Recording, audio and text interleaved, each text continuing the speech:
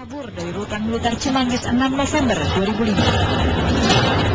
Namun 23 November 2005 Suud kembali ditangkap saat berduaan dengan istri yang baru dinikahinya di sebuah gubuk di pematang sawah di Desa Susukan, Subang, Jawa Barat. Sementara rekannya Syam saat itu masih tak jelas keberadaannya, hilang bagai ditelan bumi. Setahun kemudian, tepatnya 5 Mei 2006, giliran sang otak pembunuhan Gunawan Santosa kabur dari Lembaga Pemasyarakatan Narkotika Cipinang, Jakarta Timur.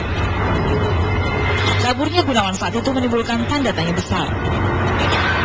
Gunawan yang hanya sendiri menghuni blok C kamar 110 di lantai 1 itu bisa kabur tanpa ada indikasi merusak pintu atau sarana keamanan lainnya. 14 bulan berselang, tepatnya 20 Juli lalu, pengunjung Plaza Senayan, Jakarta dikejutkan oleh tembakan polisi. Sang otak pembunuhan, Gunawan Santosa, dibekuk aparat setelah sebelumnya melakukan perlawanan. Dan bertepatan dengan hari kemerdekaan negeri ini yang ke-62, hari masih sangat pagi ketika sebuah gubuk di Cibenyi, Desa Cilaja, Pandeglang, Banten, digerebek aparat. Penghuni gubuk itu ternyata telah lama diincar aparat. Baku tembak pun terjadi setelah lebih dari 3 jam. Penghuni rumah yang diincar itu akhirnya tewas, tertembus 5 peluru. Sementara 3 lainnya yang terlibat baku tembak terluka dan dilarikan ke rumah sakit. Ya, penghuni rumah yang akhirnya menyerah pada maut itu adalah mantan marinir berpangkat terakhir Letnan II Syam Ahmad Sanusi yang selama ini dicari, yang sempat dikabarkan hilang bak ditelan bumi.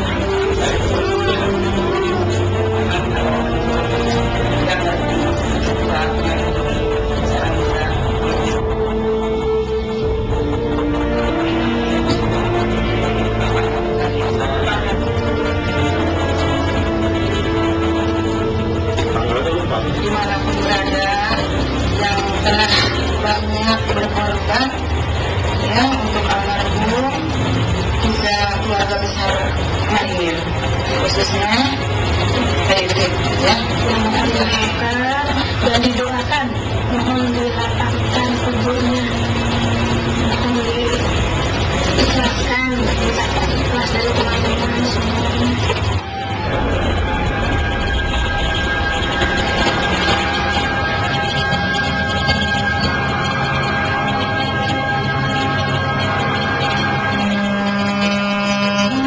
Permintaan maaf dari seorang ibu atas kesalahan yang dilakukan buah hatinya. Meski pedih, perempuan 60 tahun ini berusaha tegar menerima kenyataan pahit dalam hidupnya. Ketika anak pertama yang begitu ia banggakan, sosok perwira itu sontak berubah menjadi buron yang paling dicari negeri ini.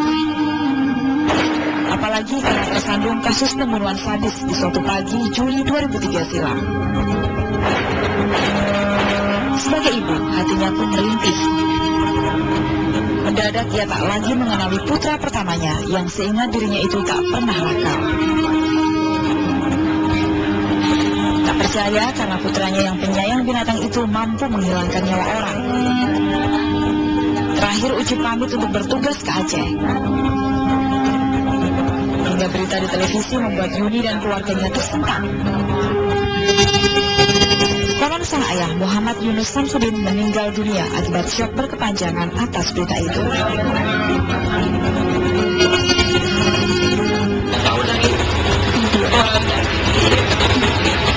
Sama keluarga nggak pernah cerita apa-apa, hanya ya cerita begitu aja.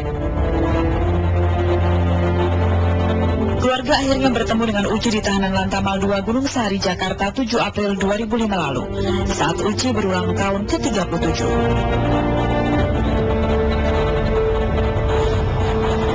Itulah saat terakhir pertemuan keluarga dengan Uci.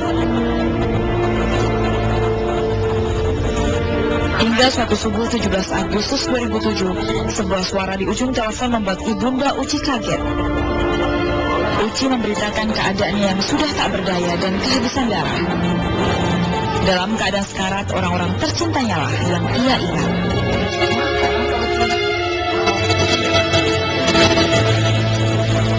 Senang banget itu kaget kalau ada telepon malam itu ya, takut ada keluarga yang ini apa gitu. Pas sampai siapa suaranya itu udah nggak dikenal lah itu gitu ya, karena udah tersendat-sendat gitu. Iya, bilangnya gitu.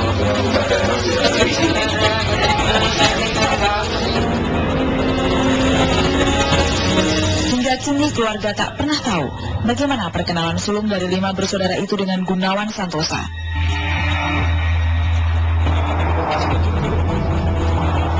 Namun bagi kesatuannya bukan rahasia lagi bahwa anak mantan dan Ramil Pondok Aren itu telah berkawan lama dengan menantu bos PT Asaba. Hingga ketika ia terdesak kebutuhan, Uci pun salah jalan.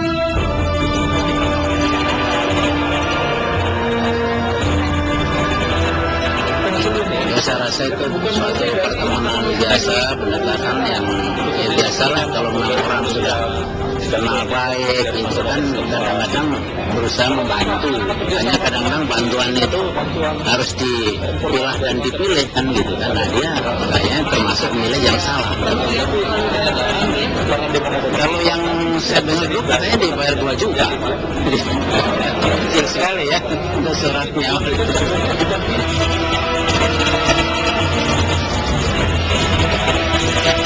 Padahal di kesatuannya, mantan marinir berpangkat terakhir Letnan 2 ini dikenal sebagai sosok cerdas dalam pasukan intai amfibi marinir. Untuk menjadi pasukan khusus intai amfibi bukanlah hal mudah.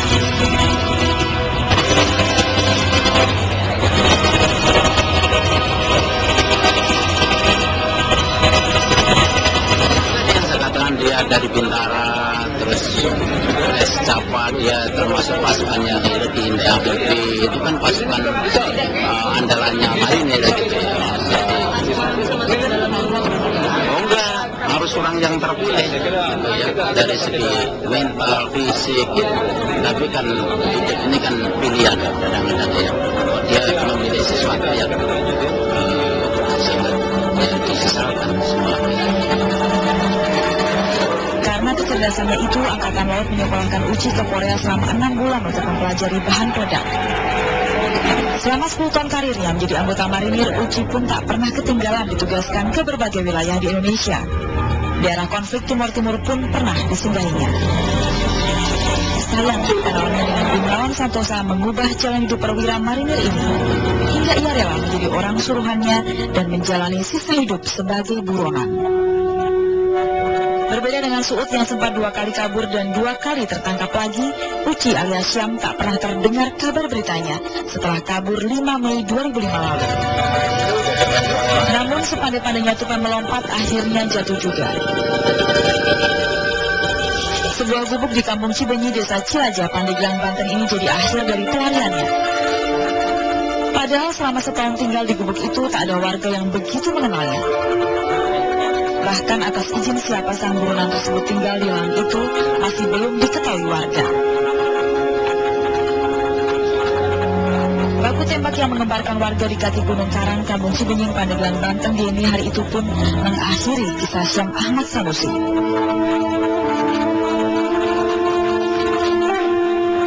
Meninggalkan keluarga tercinta termasuk istri dan kedua anaknya. Syam Lila Melati Ristiani, siswi Sanawiyah yang tinggal bersama neneknya di Temanggung, Jawa Tengah, dan putra keduanya, Syam Ahmad Faris Al-Fatir, yang masih duduk di kelas 1 sekolah dasar. Pemakaman di TPU Asalam Sukabakti Curug ini menjadi tempat peristirahatan terakhir Syam Ahmad Sanusi. Uci dimakamkan berdekatan dengan makam ayahnya. Keluarga pun hanya bisa pasrah dengan jak yang melekat pada sosok Uci. Karena bagi mereka, Uci tetaplah sosok yang mereka banggakan.